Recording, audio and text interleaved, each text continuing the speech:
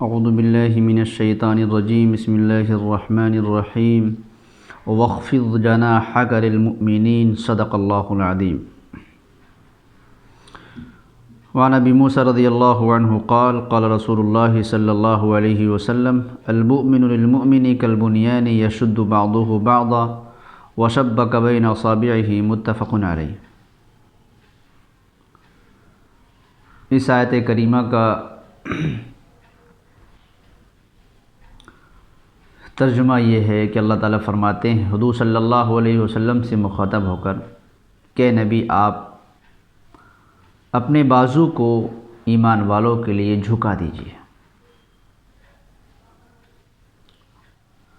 آپ صلی اللہ علیہ وسلم تو رحمت للعالمین کے لقب سے ملقب تھے اور آپ کی شفقت اور رحمت انسانوں سے منتقل ہو کر غیر انسانی مخلوق تک پہنچی ہوئی تھی، پھر بھی اللہ تعالیٰ نے آپ کو خطاب کیا، آپ کو مخاطب کیا۔ یہ آپ کے توسط سے پوری امت کو خطاب ہے کہ ایمان والے آپس میں ایک دوسرے کے لیے نرم بازو بن کر رہے ہیں۔ ایمان کا رشتہ اٹوٹ رشتہ ہے، جس رشتے کی بنیاد پر ایمان والے دنیاوی حدود اور سرحدوں سے آزاد ہو جاتے ہیں۔ ان کے رشتے دنیا کے ایک کنارے سے لے کر دوسرے کنارے تک کام کرتے ہیں اور کام آتے ہیں۔ ایمان کے رشتے سے سارے عالم کے ایمان والے آپس میں بھائی بھائی ہیں، ایک دوسرے کے لیے ہمدرد ہیں، غم گسار ہیں۔ اللہ تعالیٰ کا پیغام یہ ہے کہ ایمان والوں کے لیے مناسب بہتر یہ ہے کہ وہ نرم دل ہوں، نرم پہلو ہوں، اپنے معاملات کو، اپنے تمام امور کو طے کرنے انجام دینے میں نرمی کو لازم پکڑیں۔ نرمی سے جو چیز انجام کو پہنچ جاتی ہے وہ سختی سے اور شدت سے نہیں پہنچتی، اور نرمی اس لیے بھی مطلوب ہے کہ رشتوں کی بقا، دوام اور اس کے تسلسل کے لیے،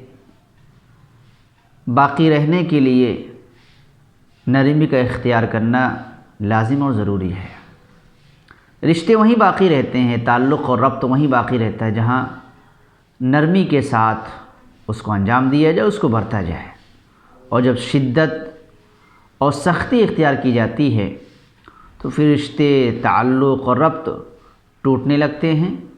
ختم ہونے لگتے ہیں اور اپنے پرائے ہونے میں تبدیل ہونے لگتے ہیں۔ اللہ تعالیٰ ایمان والوں کو جو بہت سی تعلیم عطا فرما رہے ہیں، ایک تعلیم یہ بھی ہے کہ نرم پہلو بنیے۔ اللہ تعالیٰ نے فرمایا کہ میری رحمت میرے غصے پر غالب ہے۔ اللہ کی شفقت ہے، اللہ کی رحمت ہے، اس کا فضل و کرم ہے کہ دنیا اس کی نافرمانی کر رہی ہے، مخالفت کر رہی ہے، اس کے خلاف زندگی گزار رہی ہے، لیکن اللہ تعالیٰ غفور اور حلیم کی صفت کی وجہ سے لوگوں کو معاف بھی کر رہے ہیں اور بردباری سے اور برداشت سے کام لے رہے ہیں، جس کی وجہ سے لوگ اللہ سے جڑے ہوئے ہیں۔ اگر اللہ تعالیٰ ہر گناہ کی سزا، ہر عمل کا بدلہ دنیا میں ظاہر فرماتے رہتے تو دنیا کا منظر اور نظارہ کچھ اور ہوتا۔ تو نرمی کی تعلیم، نرم بننے کی تعلیم اس لیے ہے کہ انسانی زندگی میں بہت سے ایسے مراحل، بہت سے ایسے حالات، ایسے واقعات، ایسے حادثات سامنے آتے ہیں جہاں انسان کو اس کا سامنا کرنا پڑتا ہے اور اس میں ساری چیزوں کو باقی رکھتے ہوئے صحیح کام انجام دینا پڑتا ہے۔ اور مومن کے رشتے کو باقی رکھنے کے لیے بھی یہ ضروری ہے کہ آپسی ربط کے لیے، آپسی تعلق کے لیے نرمی کو باقی رکھا جائے۔ حضور صلی اللہ علیہ وسلم نے حدیث میں مثال سے اس بات کو سمجھایا کہ المؤمن للمؤمن کالبنیان، کہ ایک مومن دوسرے مومن کے لیے، مومن آپس میں ایک دوسرے کے لیے تعمیر کی طرح ہے، عمارت کی طرح ہے۔ آپ بڑے سے بڑا قلعہ، بڑے سے بڑا محل، بڑی سی بڑی کوٹھی دیکھ لیں، کتنی ہی عالی شان ہو، خوبصورت ہو، حسین ہو، جمیل ہو اور فلک پوش عمارت ہو، اس میں ایک دوسرے کا ربط ہوتا ہے، ایک دوسرے کا تعلق ہوتا ہے۔ جس قدر آپسی ربط اور مضبوطی ہوتی ہے، اسی کے بقدر وہ عمارت طویل المیعاد ہوتی ہے، لمبے وقت تک باقی رہتی ہے اور مضبوطی بھی برقرار ہوتی ہے۔ جتنا اس میں کمزوری ہوگی، جس قدر اس میں ربط کی کمی یا کمزوری ہوگی، اتنا وہ عمارت خطرات سے دوچار ہوگی۔ تو المومن للمومن کالبنیان، کہ مومن مومن کے لیے عمارت، ظاہر سی بات ہے عمارت جب بنتی ہے، تعمیر ہوتی ہے، تو عمارت میں ہر چیز یکساں نہیں ہوتی، کہیں چھوٹے پتھر ہیں، کہیں بڑا پتھر ہے، کہیں کسی کا ٹکڑا لگا ہے، کہیں پوری اینٹ لگی ہے اور کہیں کچھ لگا، کہیں کچھ لگا۔ ہر ایک کی حیثیت اور ہر ایک کا مقام اور ہر ایک چیز کی قدر الگ الگ ہوتی ہے، سب مل کر کے ایک عالی شان اور ایک حسین عمارت کا وجود پیش کرتے ہیں۔ اسی طریقے سے مومن، ایمان والے، اللہ پر ایمان رکھنے والے،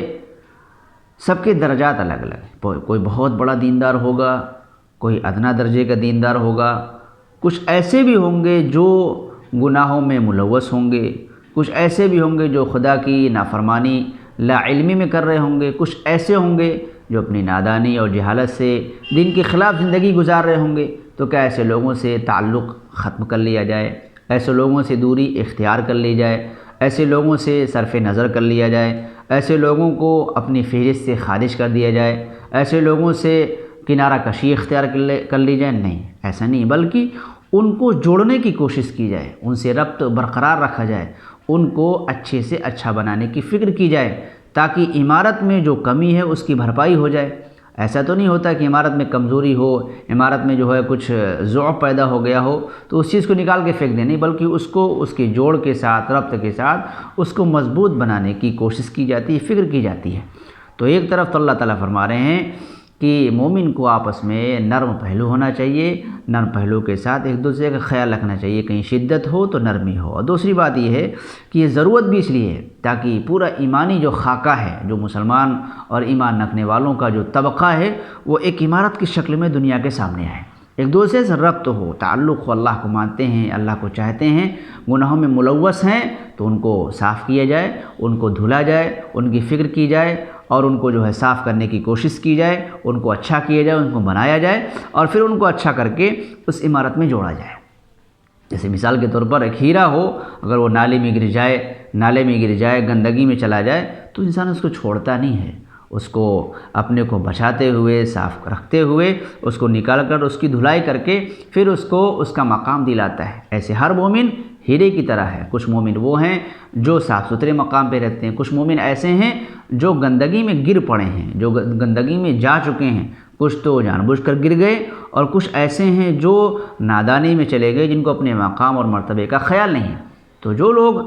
صحیح مقام پر ہیں، صحیح جگہوں پر ہیں، صحیح ماحول میں ہیں، صحیح جو ہے تربیت کو حاصل کی، ان کی ضرورت یہ ہے کہ ایسے مومنین کی، ایسے ایمان والوں کی، ایسے ایمانی بھائیوں کی فکر کریں اور ان کو اپنی عمارت میں اور اپنے ساتھ رکھنے میں جوڑنے کی کوشش کریں تاکہ یہ عمارت جو ہے وہ مضبوط ہو جائے۔ بلکہ حضور نے آگے مثال دی وَشَبَّكَ بَيْنَ أَصَابِعِهِ، کہ اپنی انگلیوں کو جوڑا ہے آپ نے، اپنی انگلیوں کو ملایا ہے آپ نے، کہ جس طرح انگلیاں آپس میں پانچوں جیسی بھی ہوں، ایک چھوٹی پانچوں انگلیاں ہیں، ہر ایک الگ الگ حیثیت کی، ہر ایک کے الگ الگ نام ہیں، اور کوئی چھوٹی ہے، کوئی بڑی ہے، کوئی مختصر ہے، کوئی جو ہے درمیان کی ہے، ہر ایک کا درجہ الگ ہے، ہر ایک کا مقام الگ ہے، ہر ایک کا کام بھی الگ ہے، لیکن سب جب ملی ہیں تو ایک پنجہ اور ایک ہاتھ مکمل جانا گیا، پہچانا گیا۔ اسی طریقے سے مومنین جو ہیں بہت اعلیٰ درجے کے بھی ہیں، بہت ادنا درجے کے بھی ہیں، درمیان کے بھی ہیں، کچھ وہ ہیں جو پلک جھپکنے کے برابر گناہ نہیں کرتے، کچھ وہ مومن ہیں جو نیکی کی طرف آ ہی نہیں پاتے، ماحول مجبور کیے ہوئے۔ کچھ وہ مومن ہیں جو دنیا میں اتنا مشغول اور مصروف ہیں کہ دنیا کی محبت سما چکی ہے، دین کی قدر و قیمت نہیں ہے۔ تو یہ ذمہ داری ان لوگوں کی ہے جو دین کی قدر و قیمت کو جانتے ہیں، پہچانتے ہیں، سمجھتے ہیں، بوجھتے ہیں، کہ وہ ایسے مومنین کی قدر و قیمت کو جانیں، سمجھیں اور ان کو بتائیں کہ آپ کی قدر کیا ہے، آپ کا مرتبہ کیا ہے، آپ کا مقام کیا ہے، اور آپ کو رہنا کہاں ہے۔ اور ایک مومن دوسرے مومن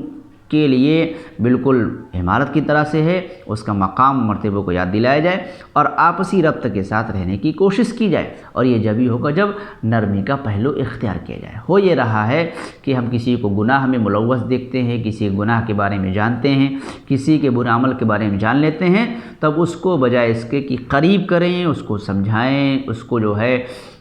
دھلنے کی، صاف کرنے کی کوشش کریں، اللہ سے اس کے لیے دعا کریں۔ یہ ہونے کے بجائے اس کو رسوا کیا جاتا ہے، اس کو بدگمان کیا جاتا ہے، اس کو ذلیل کیا جاتا ہے، اس کو جو ہے تہمتوں الزامات کی بارش اس پر کی جاتی ہے اور طرح طرح کے اس کے ساتھ معاملے کیے جائیں، جس کی وجہ سے وہ یہ سمجھتا ہے کہ اب ہمارا اسلام میں کوئی رتبہ نہیں، کوئی مقام نہیں، اور مسلم سوسائٹی میں ہماری حیثیت ایک اچھوتگی ہو گئی ہے۔ تو یہ جو رویہ ہے، یہ جو طریقہ ہے، یہ غیر اسلامی ہے، غیر قرآنی ہے اور غیر نبوی طریقہ ہے جو ہم اختیار کر چکے ہیں۔ ضرورت اس بات کی ہے کہ اولاً دل کے اندر شفقت ہو، رحمت ہو اور رحم و کرم کا مادہ ہو، اور اس رحم و کرم کے مادے کے ساتھ ہم مومن کے وجود سے محبت کریں، اس کی ذات سے محبت کریں۔ کیوں؟ اس لیے کہ اس کا تعلق اللہ کی ذات سے ہے، اللہ سے اس کا تعلق ہے، شریعت سے اس کا تعلق ہے، اپنی نسبت اللہ کی طرف کرتا ہے، اللہ کے نبی کی طرف کرتا ہے، اللہ کو ایک مانتا ہے، توحید کا قائل ہے، نبی کی رسالت کا قائل ہے، آخرت پر ایمان رکھنے والا ہے۔ اس کی ذات سے تو محبت ہمیشہ ہونی ہے، البتہ اس کی جو صفات ہے اس سے نفرت ہونی ہے۔ چوری کرتا ہے تو چوری کے عمل کی جو ہے نکیر کی جائے گی، اور اس طریقے سے زناکاری میں ملوث ہے، زناکاری پر نکیر کی جائے گی۔ شراب خوری کا عادی بن چکا ہے، شراب خوری پر نکیر کی جائے گی۔ سود خوری کا عادی ہے، سود خوری پر نکیر کی جائے گی۔ لیکن جو ہی ان جیسے اعمال بد، برے اعمال سے وہ آزادی حاصل کرتا ہے، برے اعمال سے وہ آزاد ہوتا ہے، پاک و صاف ہوتا ہے، ویسے ہی اس کو اپنے گلے سے لگا لینا ہے۔ ایسا نہیں ہے کہ اس کو اب چھوڑ دینا ہے۔ بعض لوگ ایسے بھی ہوتے ہیں جو نیکی کی طرف آنا چاہتے ہیں، نیک ماحول میں آنا چاہتے ہیں، لیکن ہمارا ماحول، ہمارا سماج اس کو آنے ہی نہیں دیتا۔ حدیث کے اندر آتا ہے کہ من عیر اخاہ بذنب قد تاب منہ لم یمت حتی یعملہ۔ اس حدیث میں اگر غور کیا جائے تو بڑی سخت وعید ہے اور بہت جو ہے تہدید اور توعید ہے۔ وہ یہ کہ حضور نے فرمایا کہ جو اپنے بھائی کو کسی ایسے گناہ سے شرم دلائی یا عار دلایا جس سے وہ توبہ کر چکا ہے، اللہ سے توبہ کر لیا، اللہ سے معافی حاصل کر لی اور گناہ سے وہ دور ہو گیا، اجتناب کر لیا، اس کے قریب نہیں جاتا ہے، پاک و صاف ہو گیا ہے، پھر کسی نے اس کو عار دلایا، ارے میاں چلیے بہت دیندار بنتے ہیں، بڑے اللہ والے بنتے ہیں، ہم نے تو دیکھی آپ کی سابقہ زندگی کو، کیسے کرتے تھے، کیسے رہتے تھے، کیا کھاتے تھے، کیا پیتے تھے، کہاں سے لاتے تھے، عار دلا رہا ہے۔ اللہ نبی فرماتے ہیں کہ جو شخص عار دلائے اس کی موت اس وقت تک نہیں ہونی ہے جب تک وہ ان جیسے اعمال کا شکار نہ ہو جائے۔ تو سماج ہمارا یہ کر رہا ہے کہ شخص برا ہے تو اس کی برائی کرتے ہیں، اتنی برائی کرتے ہیں کہ وہ شخص نیک بننے کی تمنا ہی چھوڑ دیتا ہے۔ اگر نیک بنتا ہے تو اس کی سابقہ زندگی کو لا کر اس کو شرم اور عار دلاتے ہیں، لوگوں کے سامنے بیان کرتے ہیں کہ بھی میاں جمعہ 8 دن ہوا بڑے دیندار بن رہے ہیں، لوگ سمجھانے لگے ہیں، سجھانے لگے ہیں، بتانے لگے ہیں۔ نہیں، ہم اگر جائزہ لیں اللہ کے نبی کے دور میں صحابہ کرام کی زندگی کو پڑھیں، اولیاء اللہ کی زندگی کو پڑھیں، بے شمار ایسے افراد جن کی زندگیاں 35 سال، 40 سال، 45 سال کی گزری، ایمان سے دور ہیں، اسلامی زندگی سے دور ہیں، لیکن جب توبہ کرتے ہیں تو پھر وہ ہے کہ وہ بلندی کو چھو جاتے ہیں، لوگ ان کی تقلید میں ان کے پیچھے چل کر زندگیاں سدھارنے لگتے ہیں۔ اب دیکھیے عمر بن خطاب رضی اللہ عنہ ایک نمونہ ہے، ایک مثال ہے کہ آپ اسلام کی طرف آتے ہیں، اللہ کے نبی کے ہاتھ پر اسلام کو قبول کرتے ہیں، ان کی سابقہ زندگی کو اگر یاد دلایا جاتا، لوگ کہتے ہیں، صحابہ کرام کہتے ہیں، ارے عمر چلو رہنے تو، بڑے سمجھانے آئے، بڑے دین کے لیے جو ہے سینہ دکھانے آئے ہو، بڑے قربانی کی بات کر، تم ہی تو تھے کل نبی کو قتل کرنے نکلے تھے، نبی کے خلاف یوں کہتے تھے۔ تو تو کیا یہ اچھا ہوتا، لیکن کسی نے اس بات کو یاد نہیں دلایا، کسی نے عار نہیں دلائی، کسی نے شرم نہیں دلائی، بلکہ ان کے اس عمل کا سب نے استقبال کیا، ان کو جو ہے سینے سے لگایا، اور آگے دنیا نے وہ نظارہ دیکھا جس کی مثال پیش کرنے سے دنیا کی تاریخ قاصر ہے۔ اسی طریقے سے مالک بن دینار رحمۃ اللہ علیہ بڑے اعلیٰ درجے کے ولی ہیں، اللہ کے نیک بزرگ بندے ہیں، لیکن آپ کی سابقہ زندگی اچھی نہیں تھی۔ تو کیا مطلب کہ سابقہ زندگی پر عاد لائی جائے؟ نہیں، بلکہ ضرورت اس بات کی ہے کہ مومن اپنے کو نرم پہلو بنائے اور اپنے مومن کے لیے دل سے محبت رکھے۔ جیسے ایک شخص اپنے بھائی سے محبت کرتا ہے، ایک شخص اپنے بیٹے سے محبت کرتا ہے۔ کیا کسی کا بیٹا اگر زناکاری کر رہا ہو، بدکاری کر رہا ہو، چوری کر رہا ہو تو سب سے بتاتا پھرتا ہے؟ نہیں بتاتا۔ یہ نہیں بتائے گا میرا بیٹا چور ہے، میرا بیٹا زناکار ہے، سود بھی کھاتا ہے، رشوت بھی لیتا ہے، اور جو ہے فلاں فلاں برے کام کرتا ہے۔ نہیں، جتنی بھی برائیاں ہوں وہ اپنے بیٹے کی، اپنے بھائی کی، اپنے باپ کی چھپاتا ہے، اس پہ پردے ڈالتا ہے۔ اسی طریقے سے ہر مومن کے اندر یہ جذبہ ہونا چاہیے کہ کس طرح میں اپنے مومن بھائی کے لیے نرم بن جاؤں، اور نرمی کے ساتھ ساتھ اس کے گناہوں پر پردہ ڈالوں، اللہ سے دعا کروں، اور اس کو تنہائی میں سمجھا کر، بجھا کر، اور اس کو اس کے گناہ کی جو کا وبال ہے اس کو یاد دلا کر اس کے گناہ سے اس کو آزادی دلاؤں، تاکہ اللہ کے نزدیک اوپر گزیدہ بن جائے۔ اس طرح جب عمل کیا جائے گا اور نرمی سے، محبت سے، شفقت سے اور دلی توجہ سے جب کام کو انجام دیا جائے گا اور ایمانی رشتے کی قدر کی جائے گی، تو پھر انشاءاللہ ایک اچھا معاشرہ وجود میں آئے گا۔ اور یاد رکھیے کہ مومن کا جو رشتہ ہے وہ تا قیامت ختم ہونے والا نہیں ہے۔ اس مومن کے رشتے کو، اس ایمانی رشتے کو برقرار رکھنا چاہیے۔ یہی وہ رشتہ ہے جو اٹوٹ رشتہ ہے، جس رشتے کی بنیاد پر تمام تر رشتے نیچے ہو جاتے ہیں اور تمام رشتے جو ہے دب جاتے ہیں۔ یہ رشتہ سب سے اونچا رہتا ہے۔ اسی رشتے کی بنیاد پر اللہ تعالیٰ نے کامیابی بھی لکھی۔ اللہ فرماتے ہیں انما المؤمنون اخوہ فاصلحوا بین اخویکم، کہ ایمان والے، ایمان رکھنے والے، اللہ کی ذات کو ماننے والے، نبی کی رسالت کو تسلیم کرنے والے، آخرت کے تصور کا خیال رکھنے والے، تصور رکھنے والے، یہ آپس میں کیا ہے؟ ایمان والے بھائی بھائی ہیں۔ تو بھائی بھائی گویا کہ یہ ایمانی اخوت، ایمانی بھائی چارہ یہ مقدم ہے۔ اس کا خیال رکھتے ہوئے ہر ایک دوسرے کی فکر کرے، دنیاوی بھی فکر کرے، دینی بھی فکر کرے، کون کھایا ہے، کون پیا ہے، کس کے پاس پہننے کو نہیں، کس کے پاس رہنے کو نہیں، اور کون اللہ سے دور ہے، نبی کی زندگی سے دور ہے، اس کا دل اور اس کا قلب اللہ آخرت کے فکر سے خالی ہے۔ ان تمام چیزوں کی فکر کرنا ضروری ہے، اور ہر مومن ایک دوسرے کی فکر کرے۔ اس فکر کے ساتھ جب زندگی گزاری جائے گی تو زندگی انشاءاللہ مثالی ہوگی، اور ایک اچھا ایمانی اور اسلامی معاشرہ وجود میں آئے گا۔ اللہ عمل کی توفیق عطا فرمائے۔